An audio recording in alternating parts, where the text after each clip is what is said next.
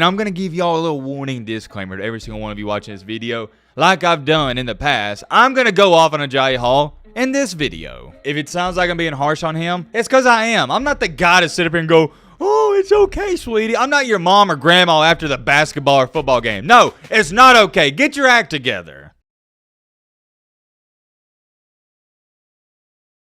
Ladies and gentlemen, boys and girls, hope all of you had a great Tuesday. Hope all of you are currently having a great Tuesday night. Hope all of you having a great start to your week. If not, hope this video can make it a little bit better. Man, oh man. Oh, brother.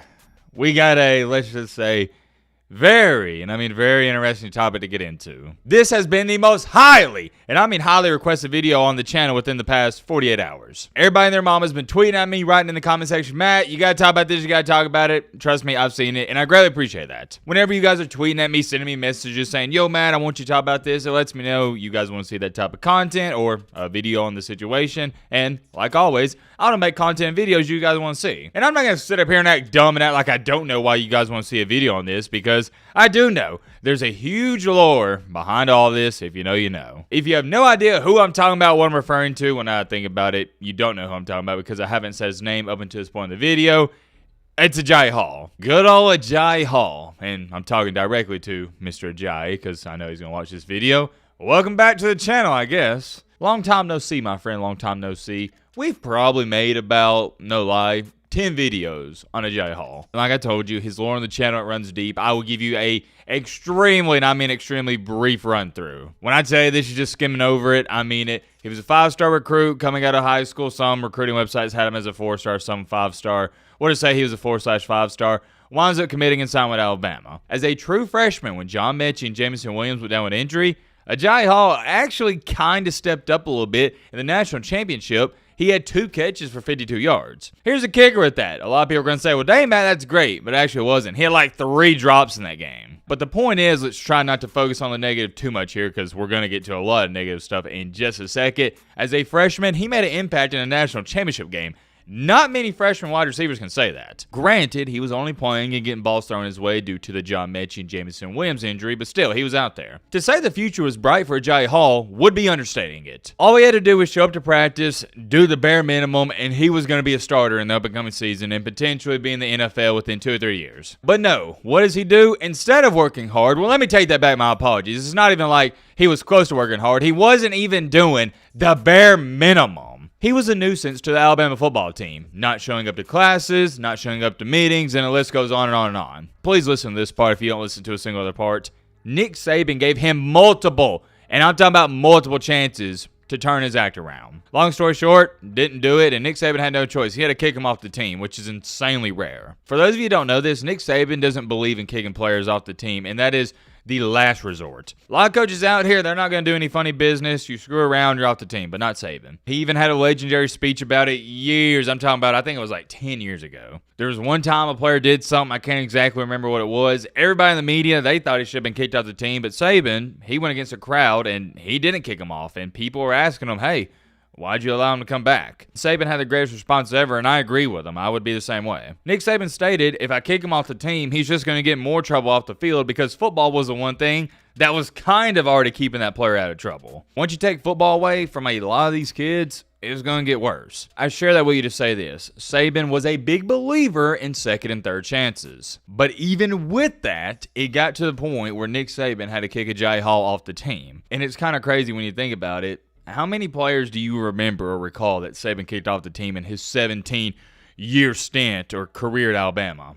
Not many. I think Agiye Hall might be one of the only ones. Winds up getting kicked off. He then proceeds to transfer to Texas. And I remember talking about this just like it was yesterday. Texas fans were in my comments tweeting at me, said, oh, Matt, we got your star wide receiver, yada, yada, yada. And I wound up saying, it doesn't matter. He's not going to amount to a hill of beans. And Texas fans, no lie, were telling me in the comments and on Twitter, oh, you're just salty. We got one of your 4-star wide receivers. And I just remember how laughable and comical that was. I tried to warn Texas fans. If Nick Saban couldn't fix this guy, and if you're getting kicked off of Alabama, you got some major red flags, and you got some major character flaws. Let's summarize this up a little bit. Gets to Texas, what do you know? I think he was only there a couple months, wound up getting arrested, and he didn't do anything there. To give you an update on the time frame, we were in the season 2022, and at Texas in that season, he had 1 catch for 7 yards. That's all. What do you think happens next? Winds up leaving Texas, and he enters a transfer portal. And ever since 2022, hasn't played a snap of college football. Here's the crazy part. He entered the portal in 2022, right?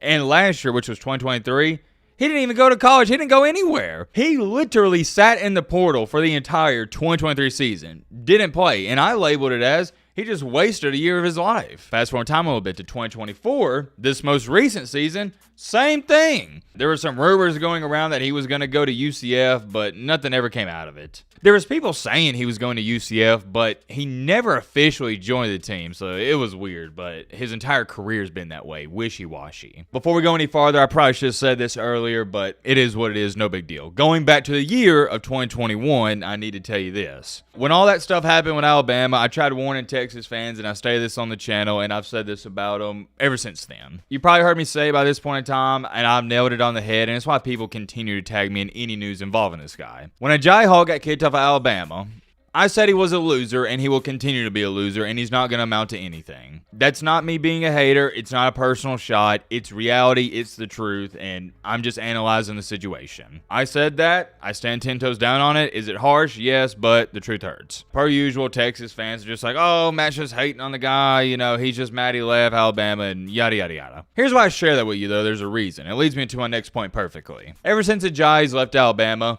he's been watching the videos, and he's been texting me, or technically, my apologies, not actually texting me, but DMing me on Twitter, but same thing. I'm not going to show you the messages, not going to get into what he said because those are DMs, and I believe those should be private unless somebody gives you permission to show them and stuff like that. And let me clarify, he hasn't been like saying crazy stuff in the messages. No. He hasn't said anything wild at all. He has sent me a couple messages. He watches the videos. You don't get to be a rocket scientist to figure out he's not too fond of them, but I can't even fault him too much because nobody is going to be fond of someone else telling them they're a loser. But like I said a couple years ago, I will say it again. Number one, Agiye, not responding to your messages. Number two, I don't have anything to say to you, and we have nothing to talk about. You are going to watch this video. You watch every single one we make about you. So if you want my thoughts and opinions, I'm here to give it to you right now. Just imagine I'm talking directly to you. And I'm going to give y'all a little warning disclaimer to every single one of you watching this video. Like I've done in the past, I'm going to go off on Agiye Hall in this video. News came out a couple days ago, and you guys have been spamming me with this. Thank you for that. Agiye Hall has committed to Sacramento State. What a journey it's been. Former 5-star recruit, started at Alabama as a true freshman wide receiver, to now Sacramento State. Agiye, I'm talking to you, buddy. You're going to be watching this video. As you just heard, I'm clapping it up for you. Congratulations, my man. Like I've always said, and I will continue to say it, wishing you the best of luck. Despite what you think and some others may think, I don't have any ill will or animosity towards you whatsoever. I'm rooting for you to succeed. I'm rooting for everybody to succeed. There's enough success to go around. But here's the problem, Agiye, and I know to some of y'all I'm going to sound like an Eeyore or negative Nancy, but it's just reality of the situation. It's too late, my man. It's over. Your career is donezo's. My brother, you are quite literally going backwards. And I just don't understand what you're doing. You have zero sense of urgency. You haven't played ball for 2 years. The past 2 years of your life, you've wasted it. And the problem with Agiye is a problem a lot of people have. All he has done his entire life is hang around yes men. He needs somebody out here like me telling him every single day, hey, my man, you need to get your act together. And I've been trying to do it the past 3 or 4 years. But Matt's the bad guy, right? I'm the bad person for pushing him to greatness. Come on now, get out of here. I digress. I'm not going to go on a major rant and tangent, guys, because he's a lost cause. It's over. I understand why you guys have been blowing me up, sending this to me, and it's been the most highly requested video, but I don't have anything to say. Agiye Hall is a certified loser. Nothing has changed. However, Agiye, here's the bright side. I remember telling you this 3 years ago.